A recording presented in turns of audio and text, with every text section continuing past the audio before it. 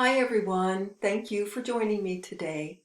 Um, I've got to share with you that I woke up this morning with two words, um, energies, words are always energies, just emblazoned sort of in front of me: apprehension and unity. And I had to sort of sit with that a little bit and feel around for what that was about. And so here's what came. That I feel very strongly in our collective energetic field, that we are now, as I speak to you, in the process of unifying as a collective human consciousness, moving out of that separateness, that I, me, mine versus you, yours, them, and into a we, ours. Um, as I've said before, almost think of it as sort of like a very healthy, happy, loving extended family. Maybe you're all Johansons, for instance. Well, you can be one of the brothers or the cousins that likes lima beans and does artwork. You can be another brother or sister or cousin that is a meat eater and likes to build engines. Doesn't matter. All the individuals are who and what they are, but they still identify as part of the Johansson family. You're still, even though everybody's individual, you're still uh, all for each other as a team, acting as one as far as the benefit and the best outcome for everybody in the entire clan, so to speak. That's what we're moving into, and I feel the energies really strongly right now this weekend that we're moving into a new level of, I keep seeing the word unity, and I actually um, saw very clearly and consistently almost an opposite picture of what we're used to seeing. We've seen film of a cell dividing and becoming two cells. This was opposite. This is separate cells coming together and becoming one. So there's an energetic collective uptick, uplift, shift upward into collective unity for the human species, and the way I feel it going on right this moment. You may or may not be consciously aware of it. I don't know what, if any, outward signs of that we're going to see or become aware of. But the apprehension part is whether you're consciously aware of the unification or not. There would be the part of many people that are a little afraid of losing their individuality within union, and that's what I just talked about. Interestingly, I think I mentioned in another video the other day that I like Telltale Tarot. Tim, with his little dog Alfie, he pulls a tarot card or some kind of a card every day that's an energy, and he says some very useful things about that energy. And but anyway, I clicked on him here just a few minutes ago, and what card did he pull? Wolf. And the words on the card for the wolf are: be independent, but part of the one, of the unity. The wolf is an independent being, very strong and independent, and yet works as part of his pack or her pack. So the very same energy being expressed by someone else in a different way. So I just wanted to share that with you. If you're feeling something going on, that's because, yeah, it is.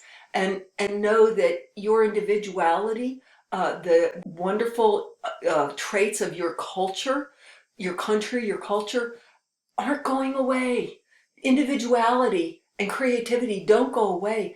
It's just everybody starts becoming for the best interest of everybody, and they start respecting and valuing and appreciating everybody with whatever differences there are in worldviews, in opinions, in tastes, in whatever, how they look. So I just wanted to share that with you, and take care of yourself. If you are watching this, you're watching it because you are one of the energetic anchors. You are one of the awakened, even if you don't quite know it yet. But you are, and you're here to I'm going to use the word trailblazer, blaze the trail to that unified, uplifted state of the human collective consciousness. The word anchor, I want to explain that, by the way, because this might help. It's not about boat anchors holding you down somewhere. Think of when technical climbers, be it on snowy, icy mountains or rock climbers, the climbers that go ahead and anchor the piece that holds the rope for others to use to ascend more easily to that point. You're anchoring the way up. You're anchoring the way forward. And so we need to take care of ourselves. And I'm going to use the word guard or protect, but not because anything's attacking it. It isn't. We need to treat ourselves almost the way an athlete would treat his or her body with respect, and really think about the nutrition they're putting into their body. They're really thinking about what kinds of toxins and crap not to put into their body. They're thinking about what does their body need to keep it at its peak health and performance and get the rest it needs. And sometimes that's passive recuperation, and it can be active recuperation, but they're taking care of their human their physical body, which is their instrument for what they do. It's sort of like that. This is the time to take care of yourself as anchors for the new version, the uplifted version of the collective consciousness that we're moving into right now. I keep seeing unified, unity, coherence. We're moving into it right now, and it's our job to just hold that, be that. You don't need to do anything. You don't need to make anything happen. You don't need to worry about, will it happen? What can I do to make sure the ascension happens? It's happening. You just need to be there. And be there doesn't mean necessarily that you are in this perfect understanding of who and what you are and that everything is perfect all the time. This doesn't mean that you have to feel even so very ascended all the time. What it does mean is do what feels good and true to you. If you need to rest, rest.